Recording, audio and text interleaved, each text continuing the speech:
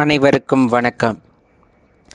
இந்த தொகுப்பில் நாம் காணவிருப்பது ஈரோடு மாவட்டத்தில் நொய்யல் ஆற்றங்கரையில் முருகம்பாளையம் என்ற ஒரு கிராமம் அமைந்துள்ளது. அதில் அமைந்துள்ள இந்த அழிந்து போன கோவிலை பற்றிய தொகுப்புதான். ஆம், இந்த கோவிலை பற்றி விசாரிக்கும் பொழுது இந்த கோவிலை பற்றிய எந்த ஒரு தகவல்களும் அந்த பகுதி மக்களிடம் கிடைக்கப்பெறவில்லை. இந்த கோவில் பல ஆண்டுகளுக்கு முன்பே அழிந்துவிட்டது என்று இவ்வூர் மக்களால் கூறப்படுகின்றது. இந்த கோவிலின் நிலைமையை பார்க்கும் பொழுது பதறாத நெஞ்சமும் பதறி போய்விடும்.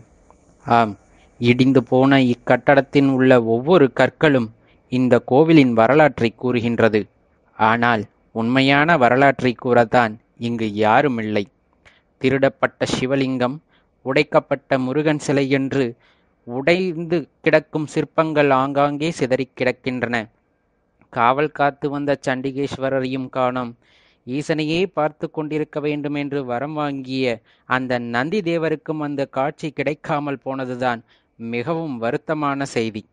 ஆம், இந்த கோவிலை மீட்டெடுக்க வேண்டும்.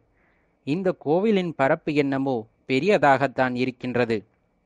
ஆனால் அதில் தனியார்களின் ஆக்கிரமிப்பு மட்டும் மிகவும் அதிகமாக இருக்கின்றது என்பதுதான் வேதனை தரும் விஷயம்.